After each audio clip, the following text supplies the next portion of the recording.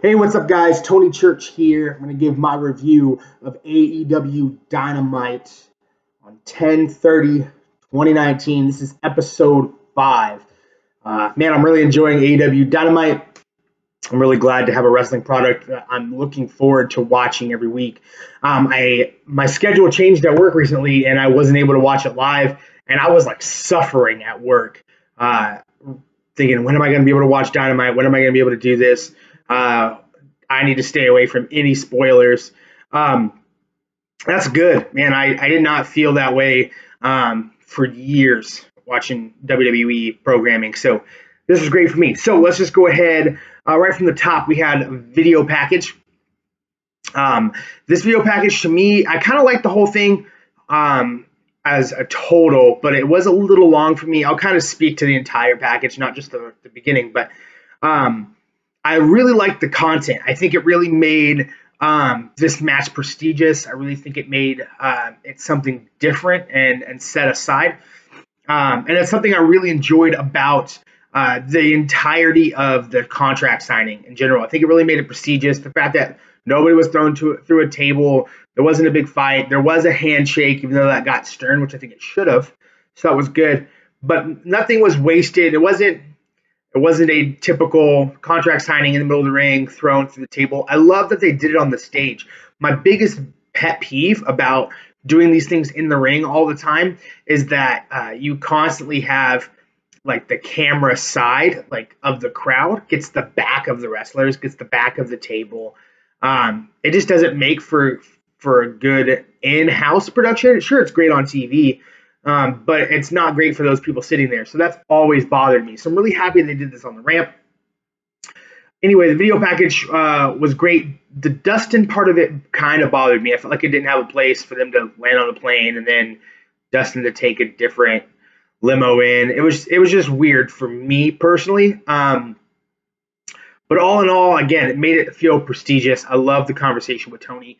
The second portion of this I felt was long, especially for the crowd. They were chanting something. I couldn't hear them.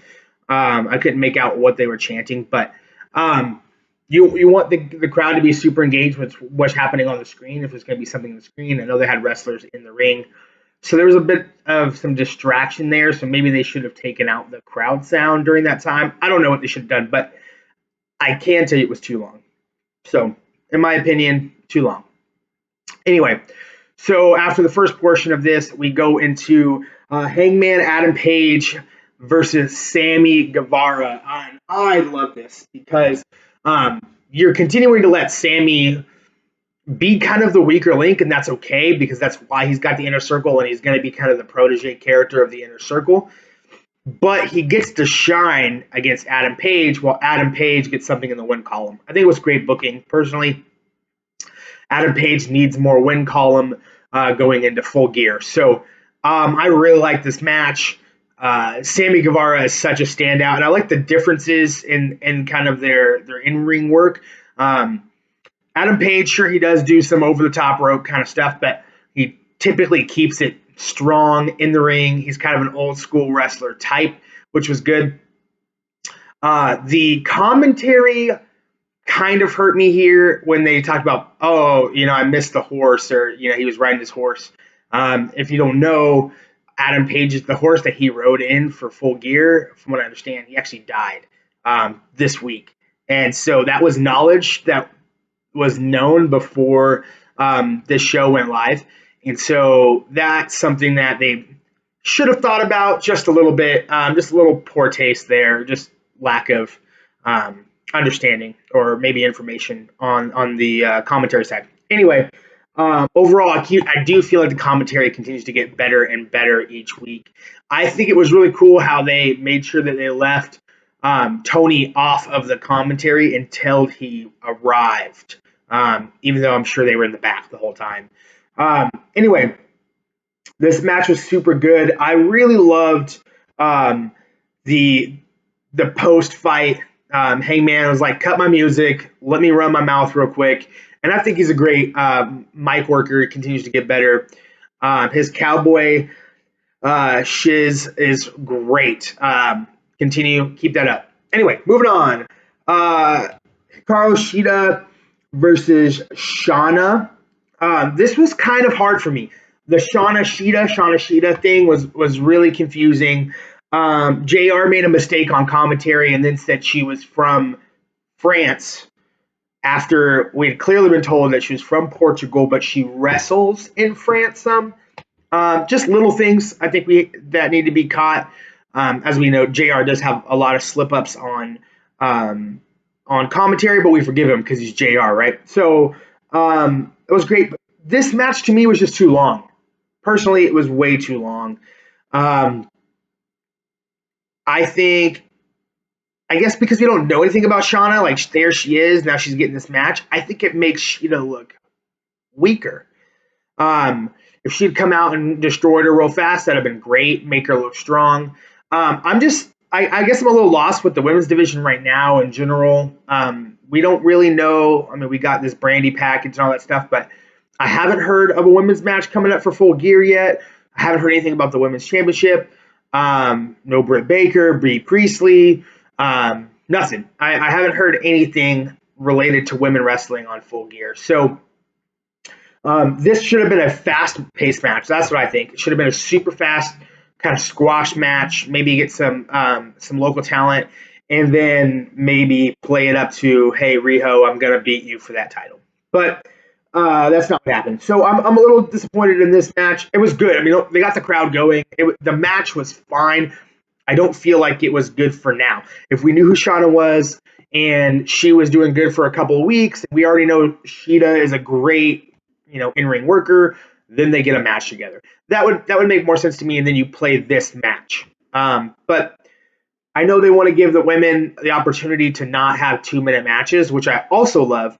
But this match could have done 6 minutes, not have a commercial break. It fell flat for me, personally. All right.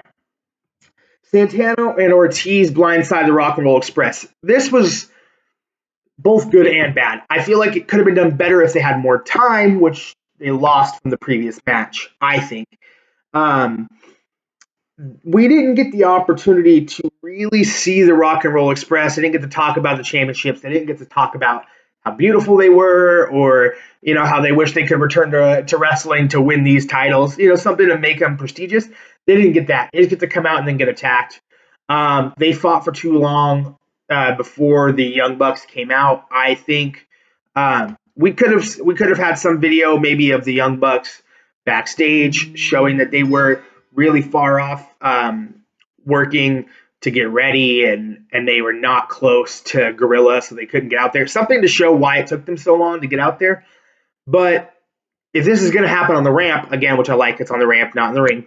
If this is going to happen on the ramp, that's a quick entry point. That's the one thing about the ring, is that you have a longer entry point.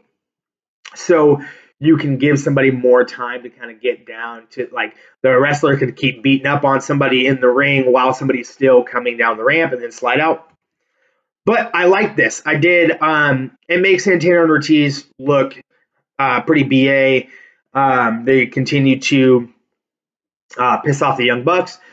Again, maybe they could have had the Young Bucks backstage, small video of them with the Rock and Roll Express saying, hey, I'm so glad you guys get to present these titles. We want the best tag team division in the world. Like, it's our vision to have you guys here. And then we're kind of bought into the fact that not only are they just Hall of Famers, yes, but like, these guys were here for a reason. We chose them for a reason to present these titles, and that was ruined. So I think they could have done a little different. However, I like the beat up and then the call back to it later. So that was good for me. Let's see here. Best Friends and Orange Cassidy defeat some jobbers and QT Marshall. I believe these are the same jobbers that Proud and Powerful beat up. I don't know. Let me know in the comments. Anyway, this was decent. This was really. I like the Rick and Morty kind of Titantron thing. That I thought that was really cool. I'm not a Rick and Morty fan personally. It's not that I don't like it. I just haven't really watched it. But I like this. I like that Orange Cassidy was just super lazy about the whole thing. The Titantron things were so good to me. I love seeing them work out, and the whole, like, the animation of it was just just phenomenal. Good job tying in Rick and Morty. I was wondering how they were going to do it the whole time. What's this crossover? What's going to go on? It was great. The commentary talking about how Trent was not wearing his headband was super good. The continuing putting the wig back on was great. And Orange Cassidy finally gets in ring, gets a win. Man, I think Orange Cassidy is one of the hottest things in the show, which is great. The crowd loves this guy. Uh, the internet loves this guy. Everybody loves Orange Cassidy. So it was great to get him in the ring. And obviously, the best friends are phenomenal. Even if they weren't friends in real life, I would want these three to be together. You know what I mean? So that was great. So then we have, like I said, the Chris Jericho and Cody meet at the top of the ramp. I loved that this was at the top of the ramp. I just loved it. Thank you, AEW, for Tony talked about this a little bit when on episode 1 when SCU was interviewed on the ramp, and then the Lucha Brothers came out. They talked about wanting to keep things in the ring, not backstage or in the vicinity of the ring. And I just think this is kind of a call to keeping things where the audience can see it, where the audience can react, where they're not looking up on the screen, especially because they had a lot of that for the video packages. So I thought this was great. The whole making Jericho wait thing was awesome. I love that Jericho looked scared when Cody pulled him back. I also love that Jericho did not attack WWE with this. We could tell he's saying, we're not going to throw you through this. I'm not going to throw you through this table and powerbomb you. That would be a waste. Like, we're doing this differently. But he didn't say, oh, if this were another company, I'd throw you through this table. But this company cares. There's been a little too much of that for me with AEW so far. So I felt like this was done beautifully. Just beautifully. I'm actually really worried about Dustin Rhodes' head right now. Dustin Rhodes, to me, is one of the best things that is going on in AEW. So I'm worried about his head a little bit. That dent was ridiculous. I loved the groin shot. If anybody knows what was going on with Jake Hager, like that was exactly what got him disqualified in his last Bellator fight. His last MMA fight. And so I think this was phenomenal call to that.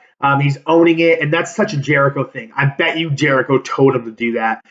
Jericho owns his mistakes and makes them money, or he owns things like a little bit of the bubbly, and he makes money off of this kind of stuff. And so that groin shot was just money if you paid any attention at all to the Bellator thing. So I love this. I thought this was a tremendous win. Jericho's jacket was so good. Anyway, on to the next. Kenny Omega and the Young Bucks, the Elite, against the Hybrid 2 and Kip Sabian. This was so good. Man, the Elite, if you're watching AEW consistently since its beginning, you know the Elite, right? You more than likely are somebody like me who was following them in New Japan, who was following them in Ring of Honor and other random indie things, and you're watching this knowing who the Elite are. But they still go in here and just destroy it. I mean, they bring new people in. I swear some new people are going to be checking this out for this match. But what they do with that, we know that they're amazing in-ring workers. And we know they've been called Spot Fest for 100 times over. But what they did is they took the Hybrid 2, who's kind of floundering because they're not the main story, but the people like them, except for their outfits. I'm not a big fan. They need to get some gear change. Even if it's just a different color next week and then they switch it up. Something. I'm getting kind of stale on those. I was stale on them in the beginning. But either way, they let the Hybrid 2 shine. Jack Evans, I think, is gold. This guy is money in the ring. And, man, that where he jumped, he did the kick off the turnbuckle kick and then flipped on, I think it was to both Young Bucks. I'm sorry, I should have taken a note. But that spot was amazing. And they did a good job not making this look like a spot fest. I think, personally. This was just high action, keep the crowd engaged. Just phenomenal work. And Kip Sabian, man, they did such a great job with the video packages in the back. I'm going to be with the Hybrid 2. We're calling them out. If you want to be elite, you got to be at the elite. That whole thing really played well into making him look like the star that he is in this match. And he showed up, man. He showed up.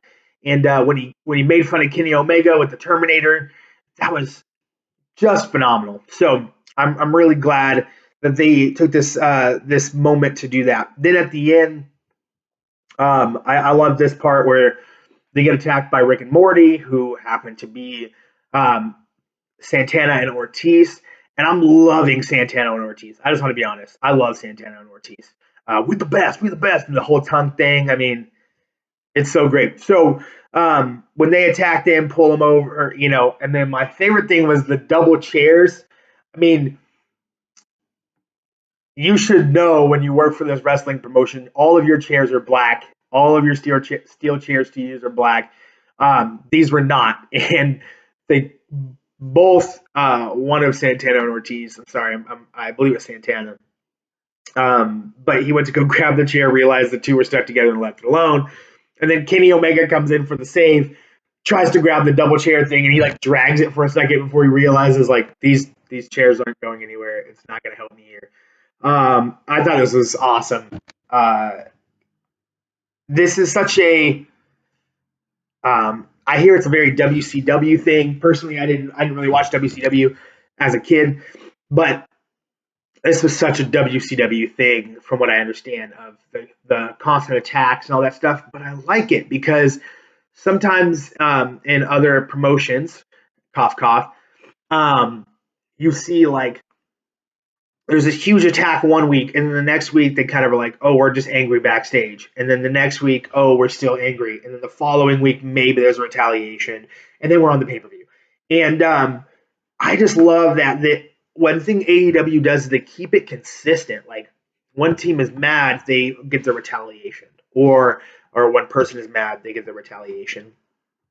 Or in this case, you have the inner circle just being on the offense. Constant. They're just attack, and they don't relent. They don't let up. They're keeping to their character.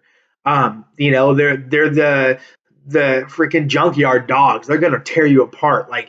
And they just continue to do that. Continue to attack people. Continue to destroy people. And it's putting them in a really niche place, and I love it. Absolutely love it. Keep it up, AEW. Here we have Peter Avalon. I was worried when Peter Avalon came out. I hate this gimmick. Love Peter Avalon. Hate this gimmick. And I was like, no, if you're going to keep doing this, you do it on Dark. Don't do it here. This is not good for TV. And then I remembered that they said Jon Moxley would be there. And I was like, Jon Moxley's coming out. And thankfully, Jon Moxley came out. Did exactly what he needed to do. This guy is phenomenal. This guy is so good. I love Jon Moxley. Man, his promos